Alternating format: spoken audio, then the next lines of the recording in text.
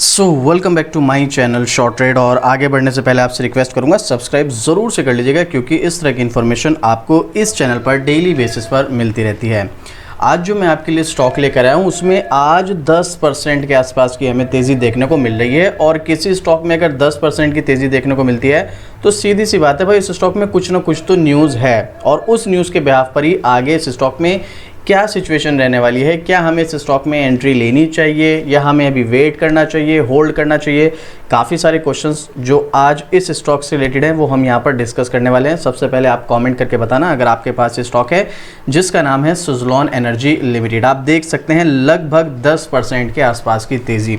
वैसे तो देखो स्टॉक 10% की तेज़ी के बाद भी अभी भी काफ़ी ज़्यादा डिस्काउंट पर देखने को मिल रहा है। वैसे तो मैं डिस्क्लेमर के साथ आपको बोल देना चाहता हूँ, अगर आप स्टॉक में एंट्री लेना चाहते हैं, एग्जिट करना चाहते हैं या होल्ड करना चाहते हैं तो आपको अपने फाइनेंशियल एडवाइज़र से सलाह लेनी है, उसी के बाद डिसीजन लेना है। क्योंकि देखो मेरा अपना पर्सनल ओपिनियन होता है, हो सकता है मैं आपके साथ जो चीज़ें शेयर करूँ मेरा अपना ओपिनियन है वो, या वो गलत भी हो सकता है। तो इसीलिए आपको फाइनेंशियल एडवाइज़र से सलाह ज़रूर लेनी है। नहीं कुछ समझ आ रहा है, कोई क्वेश्चन है, कोई डाउट है या कोई ओपिनियन शेयर करना चाहते हैं तो कमेंट कीजिएगा, आपको डेफिनेटली रिप्लाई मिलेगा।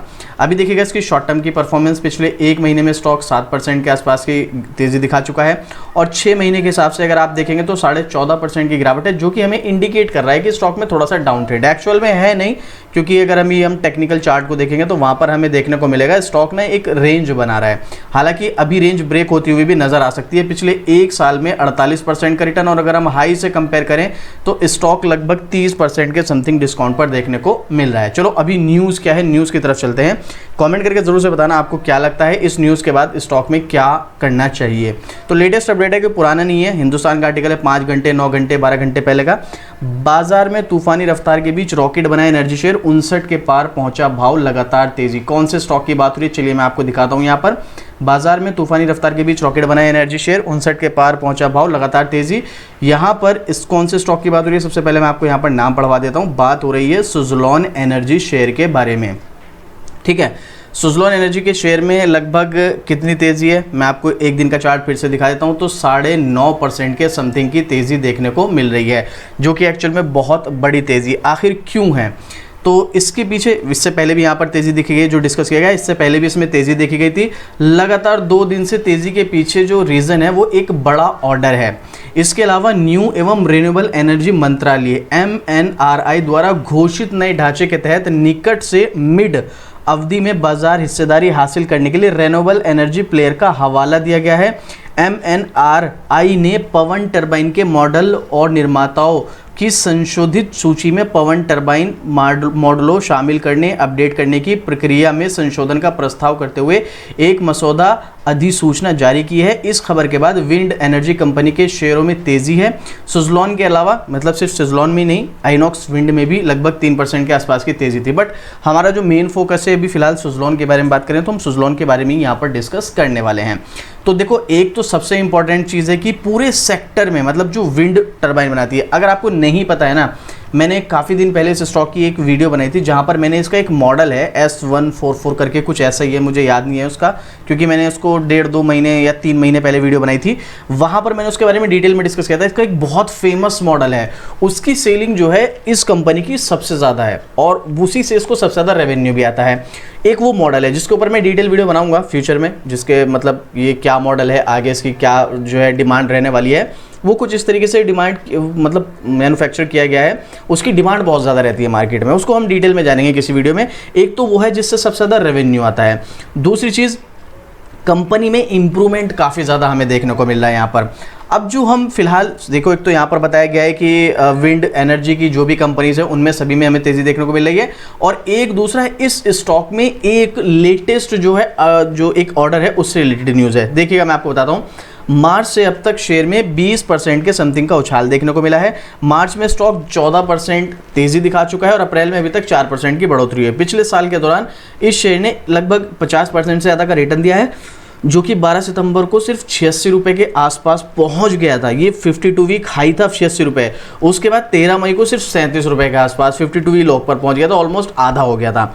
बता दें कि इससे पहले कंपनी ने बताया था कि उसे सनश्योर एनर्जी से 100.8 मेगावाट EPC इंजीनियरिंग खरीद और निर्माण, विंड एनर्जी ऑर्डर मिला है।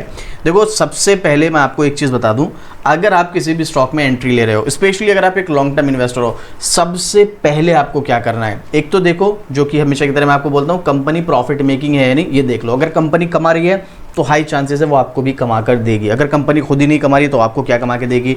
दूसरा चीज़, भाई ये किस सेक्टर में काम करती है, उस सेक्टर का फ्यूचर क्या है।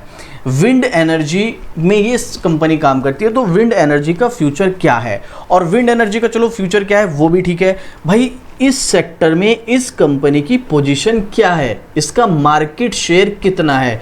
ऐसा तो नहीं है कि ये इसका सेक्टर तो बहुत ज़बरदस्त है, फ्यूचर ग्रोथ है, लेकिन ये उस सेक्टर में सबसे ख़राब कंपनी है, तो फिर आप कैसे इन्वेस्टमेंट करोगे।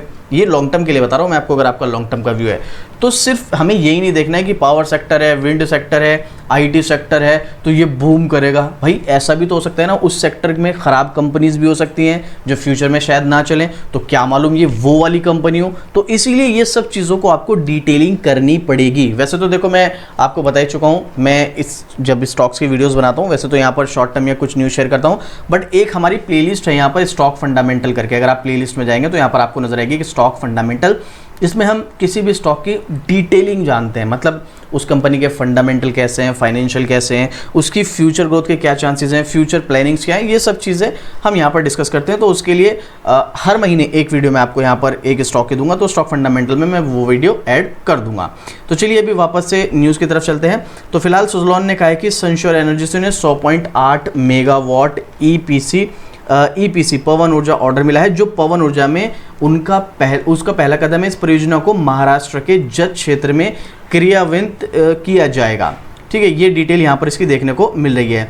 रिटेल निवेशक भी इसमें फिदा है। अगर हम एक्सचेंज फाइलिंग के अनुसार देखें तो रिटेल इन्वेस्टर के पास अब सुज़लॉन एनर्जी में 25.12% की हिस्सेदारी, जो कि दिसंबर क्वार्टर में 24.49% से अधिक थी।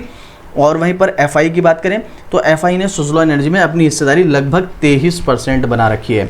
मैं आपको ये नहीं कहूँगा कि एफआई का डेटा देखने के बाद आप बिल्कुल स्टॉक में एंट्री लो, लेकिन अगर किसी कंपनी में एफआई इतना इंटरेस्ट ले रहे हैं कि 20-25% तक स्टेक लिए हुए हैं, इवन बहुत सी कंपनीज होती है जहाँ पर 40-40, 50-50% भी ले रखे हैं, लेकिन 20-25% स्टेक बहुत ज़्यादा होता है। और एफआई यानी कि फॉरेनर इन्वेस्टर अगर किसी कंपनी में इतना ज़बरदस्त स्टेक ले रहे हैं तो उनकी कुछ ना कुछ तो रिसर्च है, कुछ ना कुछ तो एनालिस्ट है, तभी तो उन्होंने इतना पैसा यहाँ पर लगाया है। तो एक पॉजिटिव साइन होता है। अगेन इसका मतलब ये नहीं कि एफआई का डेटा हमने देखा, एफआई ज़बरदस्त तरीके से यहाँ पर बाइंग कर रहा है तो हमको भी कर लेनी चाहिए, नहीं, ये गलती नहीं करनी है।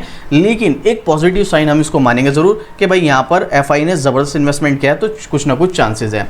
हालांकि वहीं पर घरेलू म्यूचुअल फंड की बात करें तो मार्च क्वार्टर में अगर आप देखेंगे तो उन्होंने अपनी हिस्सेदारी 4.17% कर ली, जो कि पहले मतलब लास्ट क्वार्टर दिसंबर 2024 में 4.44% के समथिंग थी। तो थोड़ी सी ये है यहाँ पर, तो अच्छी चीज़ है। इस कंपनी को ऑर्डर मिला है, ये जो 100.8 मेगावाट का जो मैंने आपको बताया, इसके चलते स्टॉक जो है ज़्यादा फोकस में है, और उसी के चलते स्टॉक में एक तो ये तेज़ी है ही, और दूसरा जो मैंने आपको बताया कुछ विंड से एनर्जी से रिलेटेड चल के न्यूज़ थी, तो सभी विंड एनर्जी के स्टॉक्स में तेज़ी आई, तो इसमें भी आई, और इसमें प्लस एक ऑर्डर वाला मैटर आ गया, तो इसमें डबल न्यूज़ हो गई, जिसकी वजह से स्टॉक फोकस में है। अब ये तो हो गया, ठीक है, अगर किसी कंपनी को ऑर्डर मिला है तो उसका बेनिफिट हमें लॉन्ग टर्म में देखने को मिला। क्यों? क्योंकि उसका रेवेन्यू बढ़ेगा, उसका नेट प्रॉफिट बढ़ेगा, वो एकदम से तो नहीं बढ़ेगा, आने वाले कुछ क्वार्टर्स में बढ़ेगा।